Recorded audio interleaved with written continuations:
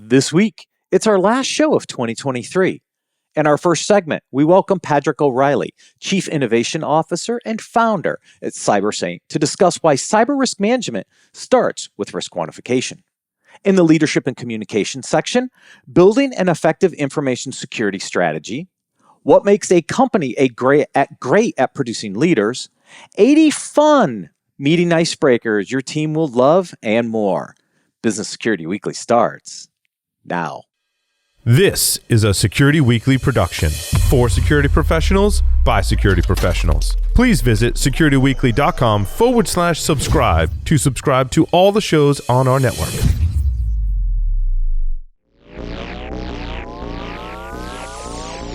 Broadcasting live, it's the show where we explore the business of security to improve the security of business. Your trusted source for actionable insights on leadership, communication, and innovation. Get ready for Business Security Weekly. If your organization is ready to embrace edge computing, we have good news. The 2023 AT&T Cybersecurity Insights Report provides everything you need to know to get started. In the report, we identify the common characteristics of edge computing. We found edge use cases are rapidly coming online, and we reveal how to secure edge computing. Most importantly, you'll learn how to prepare for your edge ecosystem. Get your complimentary copy of the report today by visiting securityweekly.com/ATT cybersecurity. That's securityweekly.com/ATT cybersecurity. Welcome to Business Security Weekly. This is episode number 332, recorded December 18th, 2023. I am your host, Matt Alderman. Joining remotely for this last segment of the year are my co-hosts. First, Mr. Ben Carr. Welcome, Ben. Hey, Matt. I'm glad to wrap up the year with you here today. Merry Christmas, Happy New Year, all that kind of stuff ahead of everything. But yeah, looking forward to getting in today and talking about some cyber business issues. Yes, absolutely. Joining us, Mr. Albuquerque is out of power. The Northeast is getting some wind, so there's a lot of power outages. So Josh Marpet is joining us, last minute fill-in to help us with this episode. Hey, Josh. Hey, happy to help. Always love being on BSW, and I think this is going to be my last Security Weekly podcast of the year as well, because PSW is on hiatus for the next 2 weeks. So, got it. All right. Security Weekly listeners, cyber threats are evolving. Is your organization keeping up? The 2023 Cybersecurity Year in Review is here. Uncover the latest challenges and strategic responses in CRA's 2023 Cybersecurity Year in Review, sponsored by RSA Conference. From the impact of generative AI to the risks of ransomware to navigating new SEC ruling, get ahead for 2024 with your free copy. Download the report at securityweekly.com/Year in Review 2023. That's a mouthful. Year in Review 2023. This segment is sponsored by CyberSaint. To learn more, please visit securityweekly.com/CyberSaint. Padraic O'Reilly is Chief Innovation Officer and Founder at CyberSaint. His experience as a Harvard-trained economist, IT risk and compliance consultant, and his rapid exposure to cybersecurity led him to seek out CISOs, CIOs, and boards of directors at global organizations to pursue the answer to the question, how can cyber be managed, measured, and understood like any other business function or risk, I might add? An expert in artificial intelligence and economic modeling, Padraic works with members of the S&P Global 500 to research and deploy risk quantification, risk intelligence gathering, and risk reporting and communication strategies. Patty, welcome back to Business Security Weekly. Thanks, Matt. It's great to be here. Look forward to talking about what's going on with the SEC. Yeah, I mean, this is a hot topic, right? Because we were talking about this last week. And Josh, just to get you up to speed, we started to kind of brush the surface a little bit around what I see the SEC requirements being: materiality, disclosure, and evidence. Like, that's what we were talking about last week. And I kind of teased out the fact that we were going to bring Patty on this week and dig in a little deeper. And Patty, you've been tracking the SEC stuff, so you've got some really good insights here. First of all, do those three things make sense? Like, are those three of the things we really need to focus on in 2024 when it comes to the SEC requirements here. It's what's material and not material. How do I disclose? Right. And what evidence do I have to support those positions? Because that appears to be kind of where the SEC is heading. Materiality has been a bit of a hot potato. I think it often gets contextualized in terms of cyber incidents, but materiality, as the SEC views it, is pretty simple. It's got 3 court cases that have some antecedents and roll up to the Supreme Court. And the way they view it is how a reasonable investor sees it. So if a reasonable investor would think that something is material to the equity or the equity price of a publicly held company, it might be material. So sometimes I think you get a little lost in the weeds talking about materiality. It's not necessarily what the company always feels is material, but it's what their investors might think about materiality. And what's the definition of a reasonable investor ever since Wall Street bets came around? Yeah. Okay, like that's a whole different world. But anyway. And part of the challenge is too, it's like these definitions are vague on purpose for some reasons, right? Like I think the SEC and lawyers want to keep them vague. So reasonable investor, somewhat vague, like you can interpret it after the fact, and materiality certainly specifically vague to keep it so you can evaluate it after the fact, which makes our job, the CFO's job and legal's job, just ever more difficult in trying to juggle this new reality. Ben, you horrible person. You're trying to take lawyers' fees away from them. If they defined things properly, they wouldn't be able to put as many billable hours in. Come on, man. Horrible person you are. So, Patty, this definition, I pulled the materiality statement. It says, when assessing materiality, a registrant must be objective and consider all relevant quantitative and qualitative factors. And I think this is where things get interesting for me, right? Quantitative. Right. How many people have a really good, to me, quantitative is all about initially dollars and cents, right? If there's a quantitative value associated to it, and then look at other qualitative factors. So that's why I named this segment, like you have to start with risk quantification, don't you? You do. And I mean, one of the refinements they made on item 106B was specifically to that, what you just mentioned, Matt, which was you don't have to disclose that you use a quantitative method, but you certainly can. And I think what that means is those that disclose that they're using quantitative methods are going to stand out from those who don't disclose such things. So there's an incentive baked into the way they've written the rules to talk a little bit about whether you're using quantitative approach to assessing materiality and its impact on the business. Quantitative is another hot button term, and I apologize. Like getting invited on the show last minute is so much fun for me because I've been working on risk quantification for the last few years to help build a standard, and it is a bloody nightmare. Okay. Yeah. Because risk quantification right now, state of the art, and I'm just, as I know it, state of the art is point in time, just like we had 10 years ago for pen tests. So, when you say, well, you have to use quantitative methods, I respect what you're saying. You're 100% right, Patty. Okay. However, it's also when. Is it 5 minutes before somebody submitted a code or changed a firewall rule? Because quantitative changes just like that. Okay. Absolutely. So, you've got, and we're talking about this, and I said just a minute ago, the definition of a reasonable investor, because man, there's lots of definitions for that. But quantitative, there's lots of definitions for that too. Are you using the FAIR Institute? Are you using, what methodology are you using? And can we measure those methodologies against each other to determine which is the best one to use at any given time for any given scenario? Like it's crazy. Yeah, and I don't think you have to run 10 models in parallel and say, we discovered, we made some sort of scientific discovery about the best model. You don't have to do that. But it would behoove you, I think, given the way the rules are written, to actually say that you use some quantitative set of measures, right? And those might be actuarial, right? They might not even involve whether or not, your telemetry is tripping a new score in real time. It may just be that you understand, which is something our company is doing, by the way. But you may just understand your broad sector-based risk, right? It's sort of an extrinsic analysis. Valid. I love the point that you made there about this, the sector-based risk rather than my organizationally based risk. That's a fascinating point. I mean, because even in the compliance world, which is where I come from, you can tailor your controls and your risk based on the vertical, based on the horizontal, based on the measures of where you are in the world.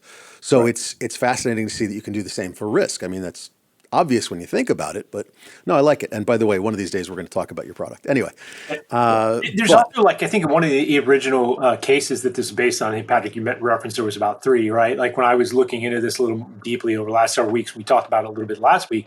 One of the other things is, being careful that the materiality, like your actual reporting isn't then affecting the materiality, right? Like you're not broaching where the incident wasn't in itself that adverse, but because you're now reporting it, it has effect on the stock price, not expectedly, and then you're actually affecting it after the fact. And so, I mean, I think that is super concerning, especially when it's in the case law.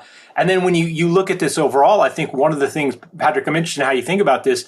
When you look at this, many of these laws and what we base materiality on was a more static environment, right? It wasn't built upon cyber and things that are changing like every 3 minutes, like you're getting more information, something's different, affecting in a different fashion. And so that frequency of update and change was not made in an applicable side to the legacy of where this comes from. And so it just, again, it puts us in a very behind the 8 ball kind of position. So do you agree with that?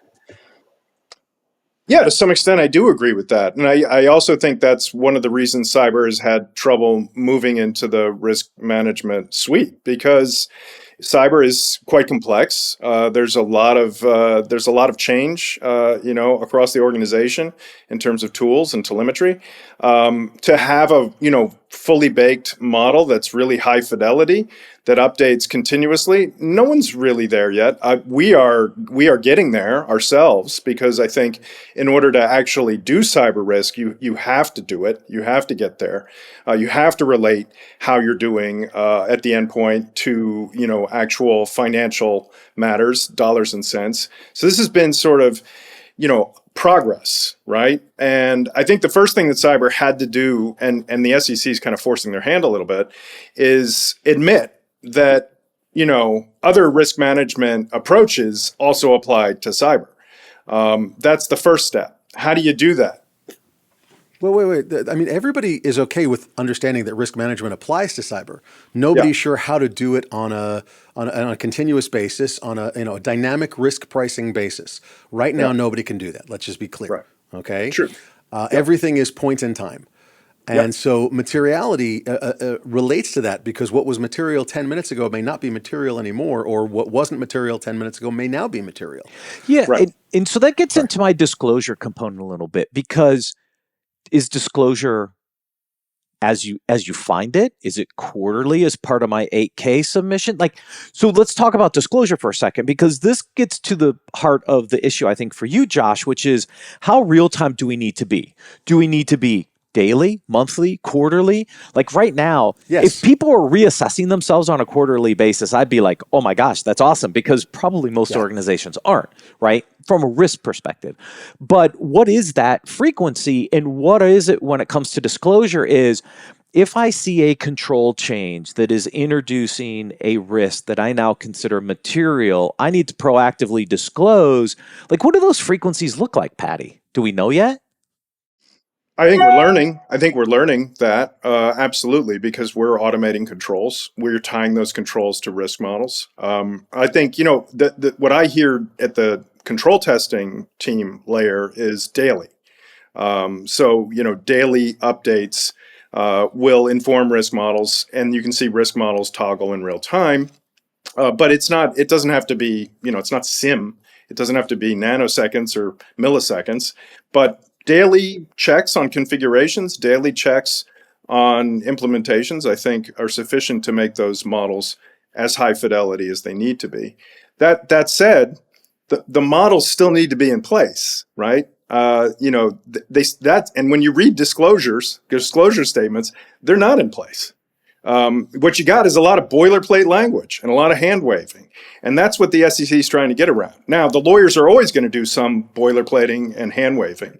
But if you don't have some things in place to receive the glorious telemetry, you're not going to get there anyway. I love the hand waving part. These are not the risks you're looking for, but couldn't resist. I'm sorry, it had to be there. But I will agree and disagree that daily is a good measurement to strive for, and yet it's not enough. Look, as we all know from pen tests, okay, a pen test is done. You remediate everything. You're like, yes, come in and do a retest. They retest everything. It's beautiful. They leave. You feel awesome. Your cyber insurance is adjusted and dialed up, 300% year over year, whatever. And then 5 minutes later, some developer commits code, and all of a sudden there's a gaping hole in your defenses. So I have to say that what we should be striving for, once we get to daily, I agree with you, that's a great goal to strive for right now. Yeah. Once we get to daily, we have to strive for on any change. Not on any significant change, because then I want you to define significant, but on any change. And that's the same thing I want for pen tests. I'm totally with you. As long as any change is contextualized, right, and tied to the model, because valid. Because then you're getting rid of all the other changes that are not, maybe as critical, right? So you have to do the risk prioritization first. Absolutely. Otherwise, you're just sort of reinventing the entire vulnerability, stack thing. It's unlikely that any, like a change that I think that the type of changes you guys are talking about, right, that any of those is going to breach a materiality standard, right? Like it could happen, but I think it's unlikely, right? Like the update to the risk model in the matrix and how you're reporting on that, like it's certainly, you need all those data points, right? But it would take numerous numbers of those to affect at a high level the overall change in, I think, cyber risk. And so it's usually when we see it's like an incident or an issue that happens. Like I've sat in the seat and seen somebody say, like, you present and say, I think our cyber risk is up here in this quadrant. It's in the orange to red. And the comment back is, well, couldn't we put it in the yellow? And you point out and you say, impact and likelihood, like they intersect in the red. Like, isn't it, that's where we agree. And the reply is, yeah, but I'd like to see it in the yellow when we report to the board. Like, that's a problem, right? That's the core issue when you get back to it. No matter what we do, if you're still having those conversations, like, we're not pushing the ball forward. Which is, I'm going to, Padraic, I apologize. Let me say one thing to Ben. One change cannot put us into a cyber risk problem, and all I'm going to say is one any rule, put anywhere, and we're toast, okay? And by the way, if you've never seen it happen, you haven't been doing this long enough. And I know you have, so I know you've seen it. But yeah, I think what he's saying, though, like materiality from the common investor. Like an investor is not going to say, oh, they changed the any rule, that I'm not going to invest, right? Like that's where I'm coming from. SolarWinds, one password left in public, changed 18,000 companies' security and risk posture, period. Yeah, Next. You have a good point. So let me tie this together, because full disclosure, I work with Patty. Now, the reason I'm over there is because of the work that Patty's been doing, right? And one of the reasons I went over, Josh, is partially to your point, right? Which is we need to do this in real time or near real time. That's why I'm asking the question, like how real time do I need to be? But let me pull this together on a string for you, right? So if we start with industry-based risks, I inherently get a benchmark against my peers that tell me, here's what my industry is facing in a quantified way. Like how do I compare to that, right? Okay. So just think about that for a second, right? Like, here's the industry. How do I compare?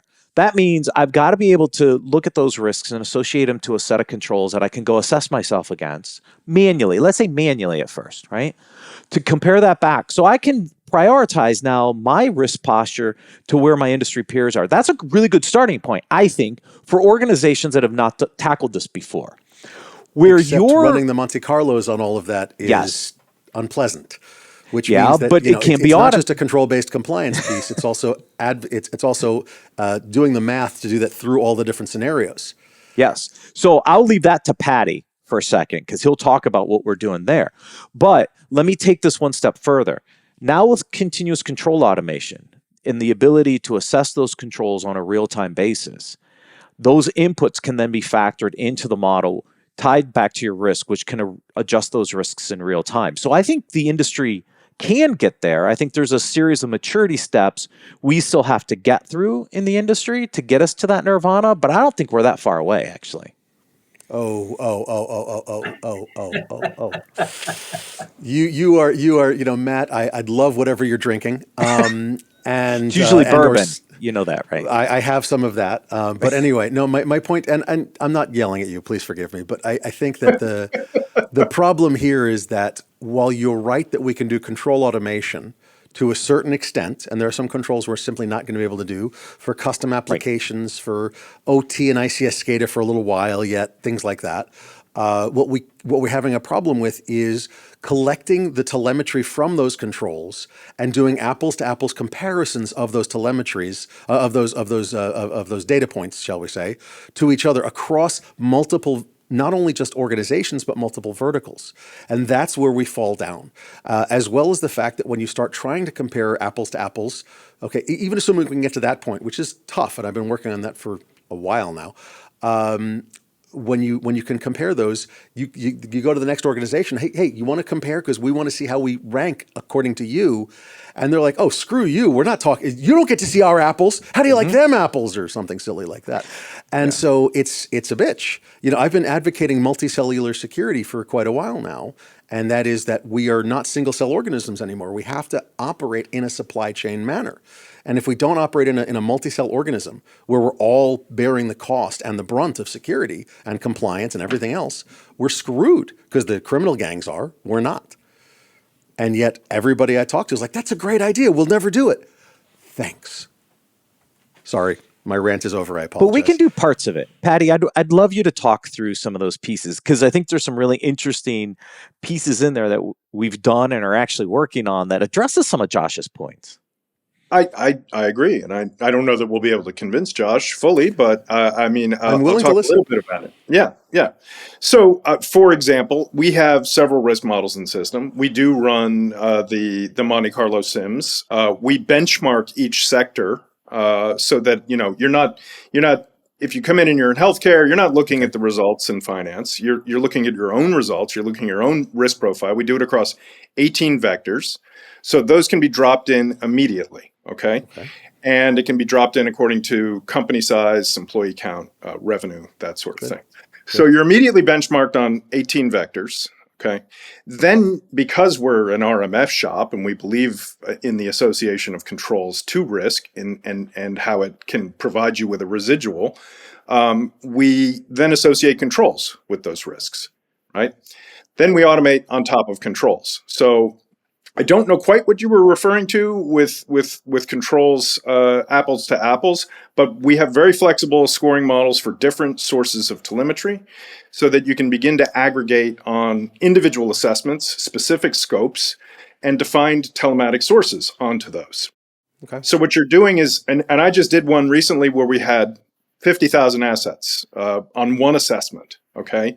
Deprecating risk on a model that's sort of a hybrid version of 830 and FAIR. So it has Monte Carlo simulations and a Bayesian belief network, and we're doing that risk in real time. And we're actually parking the information onto the controls and taking down the risk in real time or taking it up as it updates. So, that's some of what we're up to. I don't know that it, So just to answer your question, my point of apples to apples, the simplest level is just simple like vulnerability scoring, for example, is a great example of this. Everybody scores things differently. Okay, I think that's the easiest example to explain. That's one of the classic old problems that, when you talk to control teams, what do you do with CVSS scores? Do you add them? Do you project them across MITRE? What do you do with them? We're on the same page there, and that's the easiest example because everybody understands that implicitly. Right. There are that others, that one kind of broke people's heads for a long time, and I think. One of my favorite examples was I asked 3 dozen pen testers what the definition of a pen test was, and none of them could give me the same answer. In this industry, we have a severe lack of definition of our simplest terms that we all think we know. So when I say, I'm going to do this, and you're like, oh, that means you're doing this. I'm like, no, I'm doing this. What are you talking about? It's because we literally have disconnects built into our industry. We do, but we also have a lot of crowdsourced intelligence in our industry. And valid. We do have some agreement on certain things. So when we build, we try to build to that agreement because otherwise your interoperability is not going to be there. Oh, it's a nightmare. No, okay. Yeah, I do want to see this now. Okay. All right. Well, we definitely have to talk. And I apologize for like rabbit holing us so badly. I'm sorry, but No, I don't think you did at all. This is beautiful in a way. Yeah, because I mean, these are the questions I think organizations are trying to get their arms around right now. Is, all right, I got these new regulations coming down. Where do I start? I think you start with industry risk, compare yourself to your peers, understand which controls I should implement and assess myself against to see where I stack rank myself. Like, that's a really simple concept, Josh, but we're doing it today in a way that makes it really easy to compare inherent to residual risk. Then I can start to prioritize and mature my program. See, I think we've been doing this completely upside down for too long. We just said, let me start with controls. Let me go out and do a 900 control assessment before I even understood my risk. And then I tried to map those controls back to risk. If you go the other way around and you focus on risk, guess what? You only need to look at a subset of your controls initially to prioritize the biggest bang for the buck and then mature over time. That's a really different approach, and I don't think one that the market is embracing yet, but I think have to under some of these SEC requirements. Okay, because I'm just going to not hit you, but I'm going to hit up some of your points really quickly. The point about looking at risk first is a beautiful one, but the problem was for the longest time we didn't understand at an inherent level what controls was the most bang for your buck when it came to risk mitigation, because we didn't understand risk at a visceral level. Right. If you look at risk for automobile accidents, you go to actuarial tables, but cyber risk does not follow actuarial tables, and anybody that tells you they do is not really good at that, okay? Because in an auto accident scenario, anytime you have an accident, you're more likely to have another one. It's not your fault. It's just that's what the law of averages states. That's what the actuarial statistics state. Here, when you have a cyber incident, you're more likely, if you have the resources, to spend the money to never have a cyber incident again, and you're less likely to have one. You're probably more secure than the guy next door. Okay, it comes down to that a lot, though. Like, Josh, so you're saying, I think it. In a lot of things we look at the easy to look at differences, right? Whether it's people or companies, we look at things that we can look at and say, okay, that's a difference. I'm going to categorize those things differently. And we've done that from cyber, and we've said, technology, healthcare, financial, different markets, easy to say that the risk in healthcare is different than the risk in financial. That's really not necessarily true anymore, right? I mean, I think we're seeing that across the board, but I see that in boards all the time in companies wanting to say, we're not the same target that this financial is, so we're not going to make that investment. When in reality, you're just making an economics decision, right? And you're saying we don't have the money to invest. And so Padraic, I'm wondering, I've heard you guys reference that several times around, the market sectors and contextualizing one market's risk versus another. How do you see that? Like, do you agree with that? Do you think I'm off base here? No, not at all. Certainly can't put the money in investment in that a very high-end financial can, but I don't necessarily know that the risk is that much different in a lot of cases. It's not. There's not a great deal of sector variance, in the big sectors. If you do the Venn diagram, it's pretty. There's a lot of crossover, obviously. I don't think that's really the value of doing it by sector. The value of doing it by sector is that you're looking at the actual loss values too. You're understanding the exposures more specifically in your sector, and that's about materiality. And a lot of this debate we're having about materiality is fun for us, but in reality, and I'm going to disagree with you, Josh, somewhat on actuarial stuff, because cyber loss events are events. They're events. They're events yes. They're events like people dying. They're events like storms rolling into town. I mean, I've had analysts at Gartner be like, you can't model cyber loss because you can't model. It's similar to weather systems. That's different. You can model cyber loss. It's just standard actuarial tables don't apply. That's all. No, not the standard ones, but the updated ones that reflect cyber loss data do, sometimes, and then, some of them, there's insurers out there that are chasing after the data pretty hard as we are. Yeah. Some answers. I will happily go to bat that they are wrong. The fact that the problem is it changes too quickly, right? Like they find that the tables that they were using last year don't match this year's data. I participated in the chase after the empirical, relation of control strength to actual breach likelihood. It was out of Maryland and NIST. That's entirely possible. I'm good with that. That's a narrow enough basis. Does that make sense what I'm saying? Like, it's a narrow enough definition of what you're looking for in a statistical basis that I can see that. It's just an overall comparison. There's too many variables to make standard actuarial tables of any sort really work. But you can't. If you're looking for causality and regressions and things like that, there are people chasing after that. I just kind of suggested a study to MITRE around that, so we're revisiting it. But Maryland and NIST wouldn't show their results 2 years ago. It was sponsored by Zurich, I think. That's still being chased after. That is another holy grail item, I think, that all the insurers, including us, are chasing after. Well, when you've got things, and I'm going to skip to disclosure for a second, and we chatted about this while you were unfortunately power downed, is things about disclosure. Are you familiar with the Black Cat ransomware gang, ALPHV, and what they did? Yeah. And they disclose for you to the SEC if you don't pay them up, right? Right. And Matt said, oh, it's because they want their ransom. No, I disagree. I think they want to buy their shorts. Yeah, maybe. I'd rather have pre-laundered money. Come on, wouldn't you? Don't say yes. That's bad for you with the SEC. No, I didn't say that. I just laughed. Of course, I'd want pre-laundered money. Use the stock market to get it. Yes, of course. But I mean, like, there's so many disclosure pieces that were not foreseen by the SEC doing this. Who would think that a ransomware gang would actually report a company and state in there, how do you know that this happened? Because we ransomwared them? Literally, that's what they wrote. I mean, that's amazingly funny and horrifying all at the same time, but still amazingly funny. Yeah, but that's how it makes our job easier, right? Like if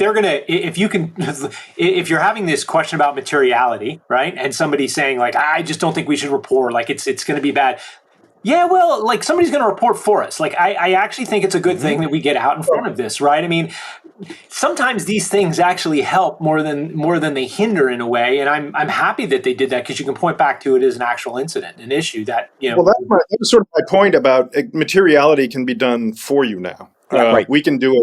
We can do it with some of our data sets. Right. We can actually tell companies what are material risks for them at the moment. We can't say whether or not they're dealing with them responsibly. We can't tell them whether or not they're contextualizing it for the board in terms of, strategy and how they're dealing with it financially.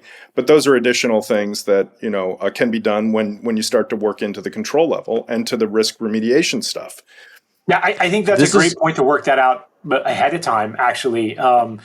I talked to somebody who said, in a ransomware event, like, people do the tabletops and stuff, but you should actually have a scoring sheet that basically says, if these things happen, here's how the scores add up. If we get over a certain score, potentially, then we look at paying a ransomware. I think this is the same kind of thing, like ahead of these events coming to that head, having some type of analysis that you can plug into a formula and say, yes, this has breached our materiality standard, and therefore we're going to report. And if something comes back from the SEC and they question it, you can at least point back to the model and say, hey, we did our due diligence. Here's why we decided it wasn't material, because it didn't broach this level. Now, moving forward, we could change that. You could say that's not enough, but nonetheless, we did our due diligence and the things that we were supposed to, and we didn't end up in a situation where we just guessed at what we thought was material in a bad instance and at a bad time for us, right? Take the emotion out. Ben, couldn't agree more. Couldn't agree more. It's a defensible strategy. Yeah. Mm-hmm. That's why the evidence is so important in this conversation, right? Because you're storing that, you're going through that analysis. You got to store that as evidence on why maybe you didn't think it was material, which is why you didn't disclose. And if that changes, then obviously you would disclose because now it moved into materiality. And that's why keeping that evidence chain is going to be important. I think from a liability perspective for not only the company, but the CISOs going forward after some of the things we've seen recently. And I'd actually love to see some frameworks that someone could publish on that. Like, here's our proposal. Like, it's not going to be the same for every company. Every company's going to have differences, right? But at least a straw man to go off of to say, we're all kind of using the same framework, right? Again, you can argue whether you like CVSS or not for vulnerability scoring, but at least it's an industry framework you can use as a foundation to go from. And so I'd like to see the same thing in this. I think it'd be great. Sounds like a challenge. Patty, thank you so much for joining us on Business Security Weekly. Thank you. This was wild, gentlemen. I appreciate it. Yeah, it's Absolute always a pleasure. Thank you. Always a pleasure. To learn how to easily quantify your cyber risks, please visit securityweekly.com/cybersane. We're going to take a quick break and then cover the leadership and communications articles for this week.